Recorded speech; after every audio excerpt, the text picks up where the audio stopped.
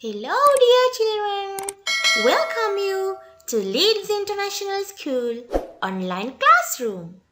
Form 1 English Literature, first midterm. Today you're going to learn Unit 3 Telling Tales. Objectives of the lesson. You will be able to identify the characters of the story, identify the setting, identify the humor as a literary tool, and develop the interest in reading. Okay, dear children, let's know about the writer of Telling Tales. He is Trevor Harvey. He was born in London and he is a retired university lecturer. Since 1989, he has written comic poems for children with individual examples included in nearly 200 published anthologies and teaching magazines. He has written short sketches and several plays. Dear kids, today you're going to learn about Telling Tales by Trevor Harvey from page 12 to page 15. This is a play script of a short play. The setting of this play is a primary classroom. The setting of this play is a primary classroom. The characters of the story are teacher, a class of pupils including Janice, Ali and Brian. Teacher, a class of pupils including Janice, Ali and Brian. In this story, you will find these following words: Spurs, Liverpool, Arsenal and referee. Spurs, Liverpool and Arsenal are names of football teams. And the next word, referee, means a judge or an umpire of a game. In this story, it is said about a referee in a football match.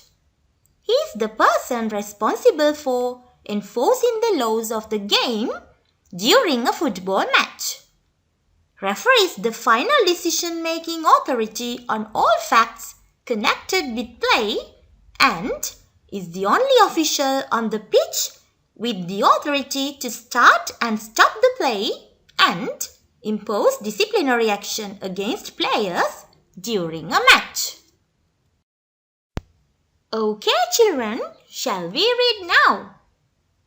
A group of children gather on the carpet in the book corner. Their new teacher sits on a chair in front of them.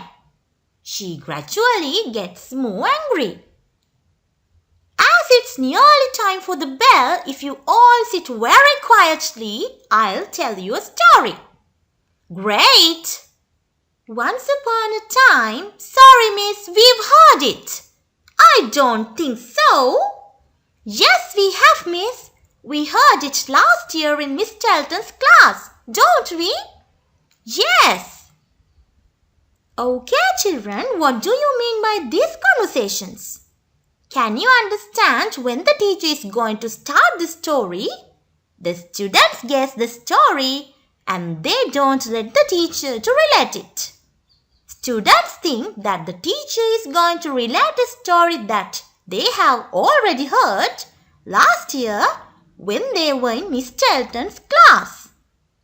Let's move on.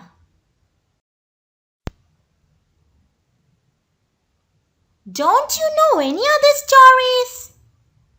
Yeah, tell us a different one, miss. Oh, very well. Long, long ago, in a faraway land, we've heard that one as well. But you can't have done, Janice. I was just about to make it up. Sorry, miss. Someone's beaten you to it. Next. Okay, children. Here, can you see when the teacher is trying to tell another story, the pupils stop her again, telling that they have heard that story also before. Now, the teacher is going to start her third story. Will the pupils allow her to relate it? Or will they interrupt the teacher again? Okay, let's move on.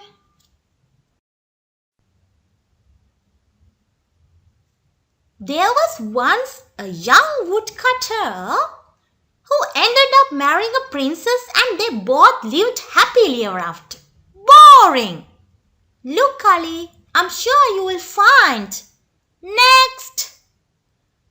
On the edge of a dark, dark forest lived a poor shepherd boy who kissed a frog and broke the magic spell that had been put on it by an evil witch. Yuck! It was a stag. An evil stag. Okay, children, can you see? Again, the pupils interrupt the teacher thinking that the teacher is going to relate a story that they already know. So, they ask the teacher to relate another story again. This is her fourth story. Can you remember? But again, when the teacher starts the story, Janice interrupts the teacher and she tries to tell what happens next in the story. But actually, the teacher is going to relate another story, not the one Janice tries to complete. Let's see what happens next. So, let's move on.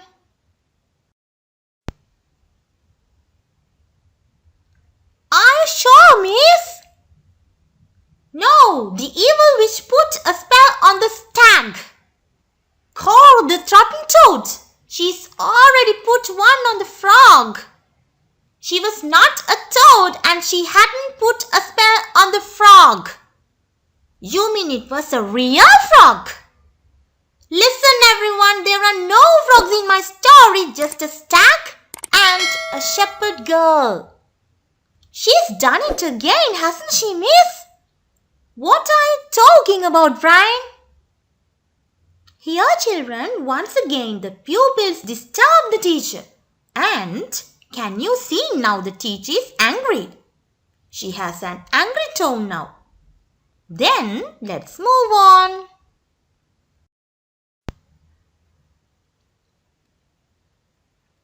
That witch, miss, she's used another of her spells.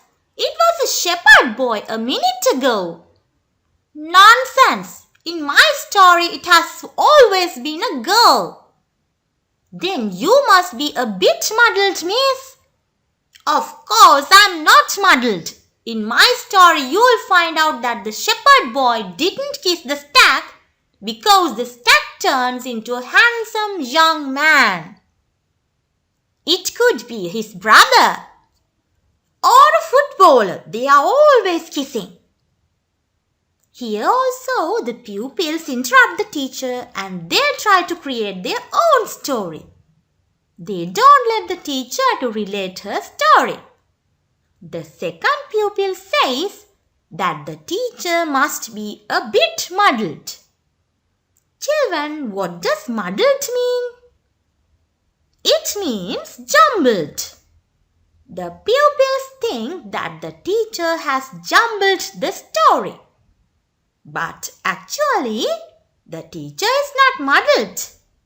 She is trying to tell a story, but the students interrupt the teacher, imagining that the teacher jumbles the story they already know.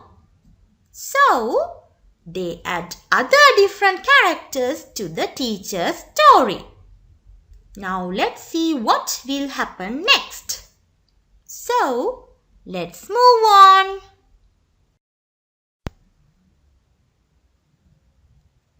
That's right, miss. It must be his long-lost footballing brother who got himself turned into a frog. A stag, because his sides were beating spurs. 12-0. In the cup. That proves it then. It must have been a frog, miss. Why must it have been a frog, Brian? Well, you couldn't get a stag in a cup, could you, miss? Can you see, children? Now the pupils are trying to change the teacher's story by adding different characters and different incidents. Dear children, now it has become so funny, right? Can you imagine the teacher's face now? Okay, kids, let's move on. Then one day they see your shepherd girl. She turns out to be a talent scout for Liverpool. She signs them all up and they win game after game after game. But one day your woodcutter comes along, miss. He chops them in half. He is an Arsenal supporter and he doesn't like Liverpool winning. So, your evil witch sees what he's done. She doesn't like football. Can you see, children, what happens now? Who relates this story now? Is it teacher? No, the pupils relate the story. They interrupt the teacher and create a new story adding different characters. Now, the pupils add football teams as well. What are the football teams they have added to the story? Yes, they are Spurs, Liverpool and Arsenal. Now the story has become a football match. What can you understand here, children? Can you see these pupils are interested in football? That's why they have added football teams to the story to make it more interesting. Okay, kids, let's see what happens next.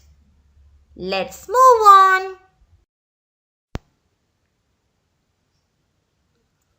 Oh, woodcutters! And as a punishment, she turns the beautiful princess into a referee. The woodcutter doesn't love her anymore, so they don't get married after all. Bell rings for home time. Oh, miss, there's the bell for home time. You'll have to finish telling us your story tomorrow. I'm glad you're our new teacher, miss. You don't have to tell interesting stories. Great! Here, children, the pupils continue the story, adding interesting incidents. The teacher doesn't have any chance to tell a single word. At the end, you see, the bell rings for home time and students ask the teacher to finish telling them the story tomorrow. And the pupils are very happy about their new teacher because they believe that their new teacher doesn't have to tell interesting stories. But who related that interesting story?